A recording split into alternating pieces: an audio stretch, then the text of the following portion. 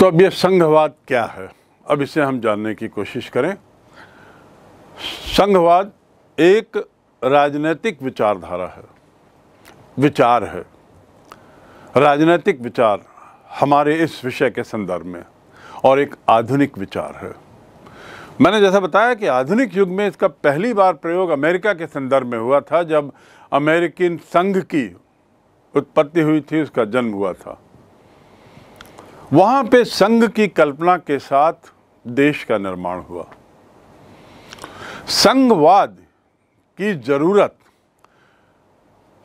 स्वतंत्र राज्यों में खासकर इसलिए महसूस की गई, उन राज्यों में जो ज़्यादा ताकतवर नहीं थे। आप इस बात को समझ लें, क्योंकि आगे आप समझेंगे कि आखिर संघ की कल्पना बहुत से देश क्यों अपना रहे हैं और क्यों इसकी ज़रूरत महसूस की गई। तो पहली ज़रूरत जो इन राज्यों में देखी गई वो ये थी कि बहुत से राज्य महसूस कर रहे थे कि वे स्वतंत्र रूप से यदि रहते हैं तो ताकतवर नहीं रहेंगे। पूरी संभावना रहेगी कि दूसरे देश उन पर हमला करें, उन पर कब्जा करें, उन पर दबाव बनाएं, आदि आदि। बाहरी खतरों से रक्षा करने के काबिल वो नहीं थे, और साथ ही साथ आर्थिक दृष्टि से भी कुछ राज्य बड़े कमजोर थे। तो क्या संघ में होने से, शामिल होने से क्या विकास होगा, या संघ में शामिल होने से सुरक्षा कैसे सुनिश्चित होगी? यदि हम इसकी ओर झांकें तो कल्पना करिए एक छोटा राज्य जो दो पड़ोसी शक्तिशाली राज्यों से यदि जुड़ा हो, राष्ट्रों से जुड़ा हो, तो वह छोटा राष्ट्र हमेशा इस बात को महसूस करेगा कि पड़ोसी राष्ट्र उसके ऊपर हमला ना कर बैठे, और इस शंका में वो लगातार या तो आत्मरक्षा के लिए ज़रूरत से ज़्यादा धन रक्षा पर खर्च करेगा, और उसका परिणाम भी उसे मालूम है कि कितना भी वो रक्षा पे खर्च करे, कितना भी अपने को सुरक्षा में आगे करे, पड़ोसी राष्ट्रों की ताकत के सामने वह 19 ही बैठेगा। तो सुरक्षा का सदैव जो खतरा, जो तनाव है, वो उसको विवश करेगा कि वह किसी एक पड़ोसी राष्ट्र के प्रति झुक जाए, उनके प्रति समर्पित हो जाए, उनको अपनी तरफ बनाए रखे। ये विवशता उस राष्ट्र को कमज़ोर तो करेगी। ऐसी कल्पना करिए एक ऐसे राष्ट्र की जिसके पास आर्थिक संसाधन ना हो, उसकी जो भौगोलिक स्थिति है ऐसी कुछ है कि वहाँ पे संसाधनों की कमी है, दोहन में भी कुछ ज़्यादा खनिज भंडार आदि नहीं हैं, और यदि हैं तो उसके पास वो सुविधाएं नहीं है जिससे वो उन संसाधनों का उचित दोहन कर सके, और यदि दोहन कर भी सकता है तो उसके पास वे संसाधन नहीं हैं जिससे कि उन प्राकृतिक संसाधनों का वह टेक्नोलॉजी की मदद से उचित उपयोग कर सके। तो ऐसी स्थिति में ऐसे राष्ट्र क्या करेंगे? ऐसे कई राष्ट्र हैं जिनके पास पर्याप्त प्राकृतिक संपदा है, लेकिन वो तकनीक नहीं है, वो समझ नहीं है, वो शिक्षा का स्तर नहीं है जिससे कि वो इन प्राकृतिक संसाधनों का उचित दोहन कर सकें। और कई ऐसे राष्ट्र हैं जहाँ पर संसाधनों की ही कमी है। ऐसी स्थिति में इस तरह के राष्ट्र जो आस-पास रहते हों, यदि जुड़ जाते हैं तो एक दूसरे की सुरक्षा भी करेंगे और आर्थिक दृष्टि से एक दूसरे की मदद भी कर सकते हैं। तो इस प्रकार ये जो राज्य थे, ये स्वतंत्रता को पूर्ण रूप से खोना तो नहीं चाहते। ऐसे जो राज्य स्वतंत्रता को पूर्ण रूप से खोना तो नहीं चाहते, लेकिन जुड़कर एक दूसरे का हाथ मजबूत करना चाहते हैं, एक दूसरे की मुट्ठी पकड़कर मजबूत रहना चाहते हैं। अकेले ना चल करके इनका प्रयास रहेगा ऐसे राष्ट्रों का कि हम सब एकजुट होकर चलें, लेकिन अपनी स्वतंत्रता को अक्षुण्ण बनाए रखें। ये बहुत महत्वपूर्ण बिंदु है इस बात का। तो कहने का तात्पर्य ये कि संघवाद की या संघों की जरूरत कब पड़ी? जब वे ताकतवर नहीं थे उन राष्ट्रों को पड़ी जिन्हें हमेशा बाहरी राष्ट्रों से खतरा रहता था। उन राष्ट्र तब जरूरत पड़ी जब उन्हें लगा कि आर्थिक विकास के लिए हमें सहयोग की जरूरत है। इसके बाद जब सहयोग की जरूरत है तो आपको ये समझना होगा कि संघवाद के पीछे सहयोग की भावना कूट कूट कर भरी है। मूल संघवाद में सहयोग बहुत गहराई तक निहित है, लेकिन अपनी स्वतंत्रता की कीमत पर नहीं। यह अत्यधिक महत्वपूर्ण है, यह बिंदु आपको याद रखना। संघवाद के माध्यम से क्षेत्रीय स्वतंत्रता और राष्ट्रीय एकता, क्षेत्रीय स्वतंत्रता और राष्ट्रीय एकता के बीच तालमेल कायम करने का ये एक प्रयास है। किसके बीच में? क्षेत्रीय स्वतंत्रता और राष्ट्रीय एकता के बीच में तालमेल कायम करने का प्रयास। अर्थात यदि मैं क्षेत्रीय स्वतंत्रता की बात करता हूं तो राज्यों की ओर देखें, और राष्ट्रीय एकता की बात करता हूं तो केंद्र की ओर देखें, तो इसके मायने ये हुए कि ये संघ जो है एक तरीके से केंद्र और राज्य के बीच संधि या समझौता है। केंद्र जो है वह राज्य और केंद्र के बीच संधि या समझौता है। तो इस प्रकार अब हम स्पष्ट रूप से समझ गए हैं कि आखिर संघवाद क्या है। अब यदि राष्ट्रीय एकता और क्षेत्रीय स्वतंत्रता, ये दो कॉन्ट्रडिक्टरी भावनाओं को जोड़कर चलने के लिए केंद्र और राज्य के बीच का समझौता है, तो समझौता किन बिंदुओं पर? और ये जो दो शक्तियां हैं, केंद्र एक शक्ति बनी, राज्य एक शक्ति बनी, इसमें दो प्रकार की शासन व्यवस्था फिर आ जाती है। अर्थात कहने का अर्थ ये कि संघवाद में दो तरह का शासन होता है, दो प्रकार की शासन व्यवस्था होती है। पहला, राज्यों की अपनी अपनी सरकार, दूसरा केंद्र की अपनी सरकार। अब यदि मैं अमेरिका के संदर्भ में बात कर रहा हूं तो आपको ये समझना होगा कि अमेरिका में मूल रूप से 13 जो राष्ट्र थे, उन लोगों ने आपस में बैठकर समझौता किया कि हम एकीकृत हों, और इस प्रकार एक संघ का निर्माण किया, यूनाइटेड स्टेट्स ऑफ अमेरिका। उसका नाम ही बताता है यूनाइटेड स्टेट्स, अमेरिका के राज्य राष्ट्रों का एकत्रित होना। तो इस प्रकार यूनाइटेड स्टेट्स ऑफ अमेरिका एक संघ है, राष्ट्रों का संघ है, और इस राष्ट्रों के संघ में अमेरिका के स्टेट्स की अमेरिका के राष्ट्रों की अपनी सरकारें हैं, और पूरे संयुक्त राष्ट्र अमेरिका की भी एक सरकार है। इस प्रकार राष्ट्रों की अपनी अपनी सरकार होती है संघ में, और उन सबको मिलाकर जब एक सिंगल संघ बनता है तो उसकी भी एक सरकार होती है, जिसे केंद्र सरकार कहते हैं। केंद्र सरकार जो होती है वह राष्ट्रों के सामान्य हित, संरक्षण और संपादन के लिए होती है। केंद्र सरकार सुनिश्चित करती है इन सब राष्ट्रों के बीच संरक्षण हो, इन सब के बीच में जो सामान्य हित का काम हो वह किया जाए, और साथ ही साथ उनको बाहरी उससे सुरक्षा भी देती है। इस प्रकार हम देखते हैं कि कुछ कुछ विषय केंद्र और राज्य के बीच में, राष्ट्र के बीच में बट गए हैं।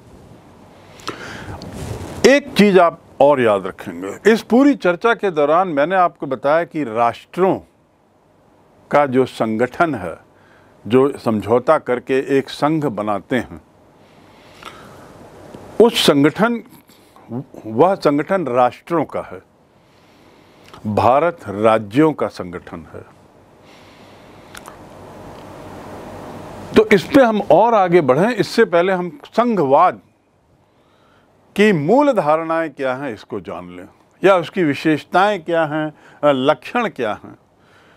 कौन से देश को, किस तरह के देश को हम पूर्ण रूपेण संघ देश बोलेंगे?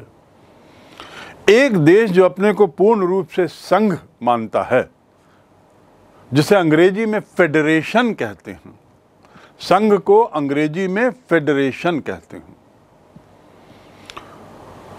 तो संघ, फेडरेशन, एक ऐसा राष्ट्र जो कई राष्ट्रों के मिलने से बना है। इस संघ की कुछ विशेषताएं। पहला, संघ में सत्ता जो है वो दो स्तर पर होती है, ये तो बात साफ हो गई। पहला केंद्रीय स्तर पर और दूसरा राष्ट्र के स्तर पर, जिसे राज्य बोलें अब हम। ठीक, दो स्तर पर सत्ता, केंद्र सरकार होगी और राज्य सरकार होगी, दो तरह की सरकारें होती हैं। दूसरा, एक जो पक्का फेडरल कंट्री है, फेडरेशन से बना फेडरल, एक जो पक्का संघीय राष्ट्र है जो संघात्मक व्यवस्था का पूर्ण रूपेण पालन करता हो, वहां पर नागरिकता भी दो होती है। ड्यूअल सिटीजनशिप, दोहरी नागरिकता। और दोहरी नागरिकता का अर्थ है वहां रहने वाले व्यक्ति मात्र अपने राष्ट्र का, अपने स्वयं के राष्ट्र का नागरिक ही नहीं है, बल्कि वह उस पूरे संघ का भी नागरिक है। अर्थात यदि मैं अमेरिका के उदाहरण की ओर जाऊं, तो अमेरिका में एक व्यक्ति जो है अमेरिकन, वो अपने को citizen of United states of America कहेगा, और उसके साथ ही साथ वो कहेगा he is the citizen of Alaska, जो एक वहां का राज्य है या राष्ट्र है, जैसा भी आप समझें। वहां के व्यक्ति की दो नागरिकता होती है। क्या भारत में ऐसा होता है? नहीं, इस पर हम आगे चर्चा करेंगे। पर इतना जान लें कि जैसे दो सरकारें होती हैं, ऐसे यहां दो नागरिकता होती है। तीसरा, चूंकि केंद्र सरकार और राज्य सरकार दो तरह की सरकारें होती हैं, भरसक प्रयास किया जाता है कि इनकी प्रशासनिक व्यवस्था स्पष्ट हो, इनके काम के दायरे स्पष्ट हों, कार्यक्षेत्र स्पष्ट हो, ताकि केंद्र और राज्य की सरकारों के बीच में टकराहट ना हो किसी विषय को लेकर, एक दूसरे पर वे हावी होने की कोशिश ना कर रहे हों। ऐसी स्थिति में जरूरी हो जाता है कि ऐसे संघ का संविधान जो हो वह लिखित हो। तो इस प्रकार तीसरी विशेषता संघ की होती है लिखित संविधान, और चूंकि लिखित है, स्पष्ट है, इसलिए कठोर है। क्योंकि जो चीज लिखी गई है, स्पष्ट रूप से लिखी गई है, निश्चित रूप से वो कठोर होगी। तो तीसरी विशेषता होती है संघवाद की, वह है लिखित और कठोर संविधान। चौथी विशेषता, सरकार के तीन अंग होते हैं। एक तो संघ में दो तरह की सरकारें होती हैं, दोनों तरह की सरकारों के तीन अंग होते हैं, जैसा पूर्व के अध्यायों में बताया गया है। व्यवस्थापिका या विधायिका, कार्यपालिका और न्यायपालिका। संघ में जो है वो न्यायपालिका पूर्ण रूपेण से स्वतंत्र होती है। संघात्मक शैली में, संघवाद में न्यायपालिका पूर्ण रूप से स्वतंत्र होती है। इसके क्या मायने हैं स्वतंत्र न्यायपालिका के, ये हमने जुडिशरी या न्यायपालिका का अध्याय पढ़ते हुए अच्छी तरह समझ लिया है, तो इस पर फिर से विस्तार से जाने की जरूरत नहीं है। आप बस ये जानें कि संघवाद में न्यायपालिका पूर्ण रूपेण स्वतंत्र होती है। जो थोड़ा बहुत अंतर रहता है उसे हम इस अध्याय को पढ़ते समय हम और समझेंगे न्यायपालिका के संदर्भ में। पांचवी विशेषता जो है वह है शक्ति का स्पष्ट वितरण। जैसा मैंने पूर्व में कहा कि सत्ता दो तरह की है, केंद्र में और राज्य में। तो लिखित संविधान की इसलिए जरूरत है ताकि किसी भी तरह का टकराव ना हो, स्पष्टता रहे। तो इसी से पांचवी विशेषता का जन्म होता है। पांचवी विशेषता है सत्ता का क्लियर कट विभाजन, स्पष्ट विभाजन। सत्ता के मायने शक्ति का। राज्य सरकार को किन क्षेत्रों में, किन मुद्दों पर, किन विषयों पे कानून बनाने का अधिकार है। केंद्र सरकार को किन विषयों, मुद्दों पर कानून बनाने का अधिकार है, ये बात बड़ी स्पष्ट हो जाती है। इसी स्पष्टता को हम कहते हैं शक्ति का विभाजन, शक्ति का स्पष्ट वितरण, स्पष्ट विभाजन।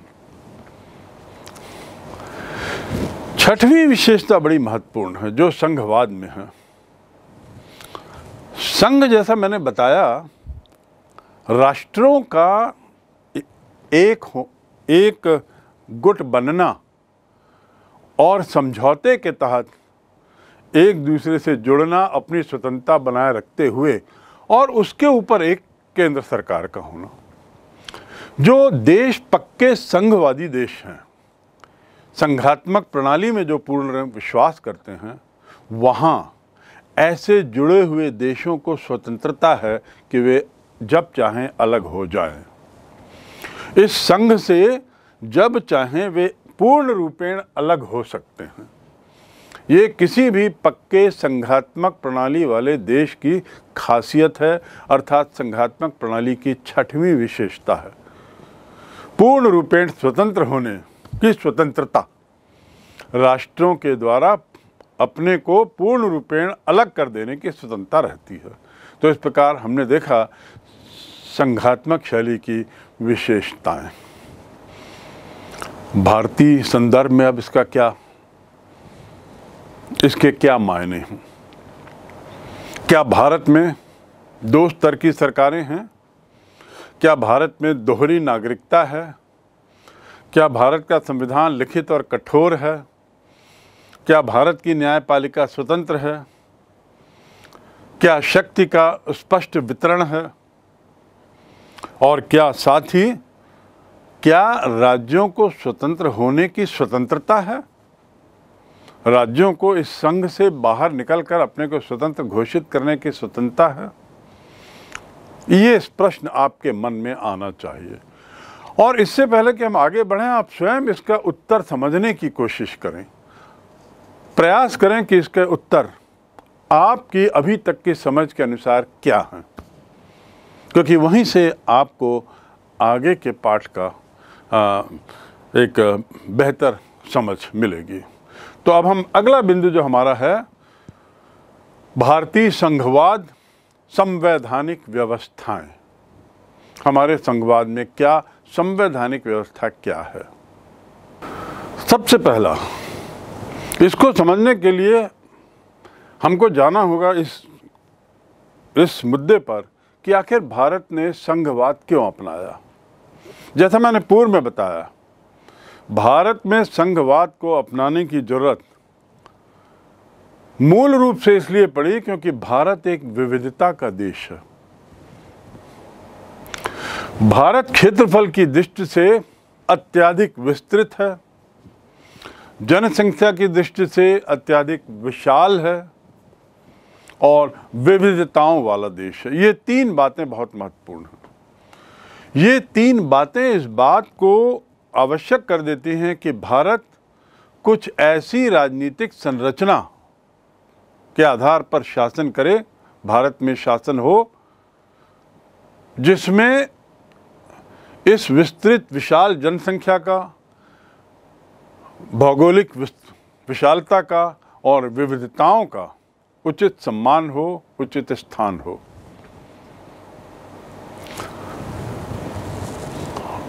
जैसा मैंने पूर्व में बताया कि कुछ जगह संघ इसलिए आए या संघ की शुरुआत इसलिए हुई क्योंकि वे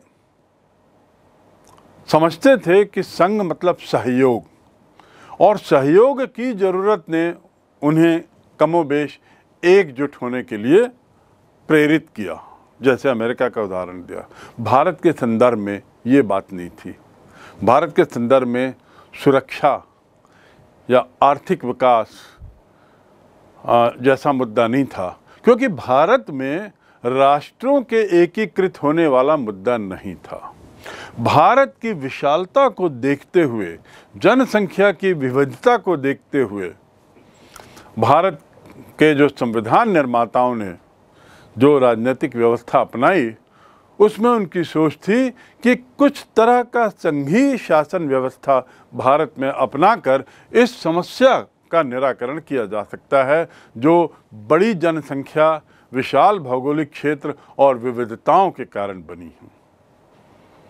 दूसरे शब्दों में, हम यदि अपने देश को कुछ राष्ट्रों में विभाजित कर दें और राष्ट्रों के बदले अब हम इसे राज्य समझें, तो अपने देश को हम राज्यों में विभाजित कर दें तो संघात्मक शैली की कुछ विशेषताओं को यहाँ लागू कर दें तो यह देश के लिए, देश के प्रशासन के लिए सर्वश्रेष्ठ होगा। इसीलिए भारत में संघीय शासन व्यवस्था को अपनाया गया। तो अब आप समझ गए हैं भारत में संघीय शासन व्यवस्था को अपनाने की जरूरत क्यों पड़ी। संविधान का जो पहला अनुच्छेद है उसमें लिखा है कि इंडिया राज्यों का एक संघ होगा। क्या होगा? राज्यों का एक संघ, union of states, union of states. संविधान निर्माताओं ने संविधान में कहीं भी संघ के शब्द का प्रयोग न करके राज्यों के संघ का उपयोग किया। कहीं पर भी उन्होंने संघ को फेडरेशन नहीं लिखा। वैसे संघ का मूल अर्थ मैंने आपको बताया फेडरेशन, फेडरेशन ऑफ कंट्रीज होता है। जब इसी फेडरेशन को भारत में लागू करने की बात आई तो उसे यूनियन शब्द कहा गया, यूनियन कहा गया। तो India is A union of states. संविधान निर्माताओं ने संविधान में कहीं भी फेडरेशन शब्द का उपयोग नहीं किया है। लगातार वह हमेशा हर जगह यूनियन ऑफ स्टेट शब्द का उपयोग करते रहे हैं। इस वाक्यांश के प्रयोग का उद्देश्य क्या रहा होगा? इस जो शब्द का, यूनियन ऑफ स्टेट शब्द का उपयोग किया, उसके पीछे क्या कारण रहा होगा? एकता, एकता को बल देना।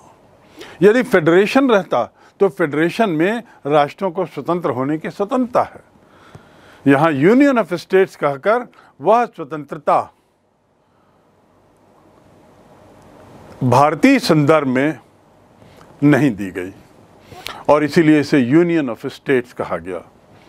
इस वाक्यांश के महत्व को स्पष्ट करते हुए जो प्रारूप समिति थी, ड्राफ्टिंग कमेटी, जिसके अध्यक्ष डॉक्टर भीमराव अंबेडकर थे, उन्होंने संविधान सभा में बड़ा स्पष्ट कहा कि प्रारूप समिति द्वारा इसका प्रयोग यह स्पष्ट करने के लिए किया गया है कि यद्यपि भारत एक संघ राज्य है, देखिए शब्द, यद्यपि भारत एक संघ राज्य है, परंतु वह संघ राज्य किसी प्रकार से राज्यों के पारस्परिक समझौते का परिणाम नहीं, जैसा कि संघ राष्ट्रों में है। संघ राष्ट्रों में मैंने बताया था समझौता, एक तरह की संधि होती है उन राष्ट्रों के बीच में, पर यहाँ पर ऐसी स्थिति नहीं है। किसी प्रकार से राज्यों के पारस्परिक समझौते का परिणाम ये संघ नहीं है, और चूंकि ये किसी समझौते का परिणाम नहीं है, इसीलिए किसी भी राज्य को पृथक होने का भी अधिकार नहीं है। अर्थात एक बात आपको यहाँ स्पष्ट हो गई कि भारत में संघात्मक व्यवस्था है और उसकी 6 विशेषताओं में से एक विशेषता भारत में नहीं है, कम से कम अभी आपको मालूम हुआ, और वह है राष्ट्रों को, राज्यों को अलग होने की स्वतंत्रता नहीं है। और इसीलिए इसे यूनियन ऑफ स्टेट्स कहते हैं, फेडरेशन नहीं। तो हम फेडरल नहीं हैं, फेडरेशन नहीं हैं, हम राज्यों का संघ हैं। जैसा कि मैंने पूर्व में बताया कि 2019 के पूर्व भारत में 29 राज्य थे और 7 केंद्र शासित प्रदेश। केंद्र शासित प्रदेश को ही संघीय क्षेत्र भी कहते हैं, यूनियन टेरिटरी भी कहते हैं। ऐसी व्यवस्था क्यों किया संविधान निर्माताओं ने? संघीय शासन व्यवस्था को अपनाने के साथ साथ राष्ट्रीय एकता को मजबूत करने के लिए। और ऐसा करते हुए उन्होंने कुछ उचित और आवश्यक व्यवस्थाएं की हमारे संविधान में, जिसमें एक व्यवस्था तो यही थी कि ये राज्यों का संघ है, राष्ट्रों का नहीं। और चूंकि किसी समझौते के तहत ये राज्य एकत्रित नहीं हुए हैं, बल्कि देश को विभाजित किया गया है प्रशासनिक कारणों से, तो इसलिए कोई भी राज्य इसमें से स्वतंत्र होने की मांग नहीं रख सकता। दूसरे शब्दों में, भारतीय संविधान में संघीय शासन व्यवस्था को अपनाते हुए भी संघीय शासन की जो कमियां हैं, संघीय शासन की जो दुर्बलताएं हैं, संघीय शासन की जो खामियां हैं, दोष हैं, उससे मुक्त रहने के उद्देश्य से एकात्मक शासन के कुछ लक्षणों को भी ले लिया गया है। फेडरेशन बनाम यूनिटरी। फेडरेशन मतलब संघात्मक, यूनिटरी मतलब एकात्मक। एकात्मक मतलब ऐसा देश जहां इन 6 विशेषताओं को यदि हम देखें तो ना वहां 2 तरह की सरकारें होती हैं, वहां एक ही सरकार होती है, ना वहां दोहरी नागरिकता होती है, वहां एक ही नागरिकता होती है। हाँ, लिखित संविधान वहां हो सकता है, लेकिन उसके साथ ही उन देशों को स्वतंत्र होने की स्वतंत्रता नहीं रहती। ये एकात्म, वहां तो कोई देश ही नहीं, एक ही देश है, तो ये वाली बात ही नहीं उठती कि स्वतंत्र होने की स्वतंत्रता हो। और चूंकि सरकार एक है, इसलिए किसी तरह का शक्ति विभाजन भी नहीं है। तो एकात्मक शैली उसे कहते हैं जहां पर ये विशेषताओं का ठीक उल्टा प्रशासनिक ढांचा हो, जिनका जिक्र मैंने संघात्मक प्रणाली के संदर्भ में किया है। भारतीय शासन व्यवस्था संघीय शासन है, लेकिन संघीय शासन की उन बातों को हटा दिया गया है जो देश को कमजोर कर देंगे।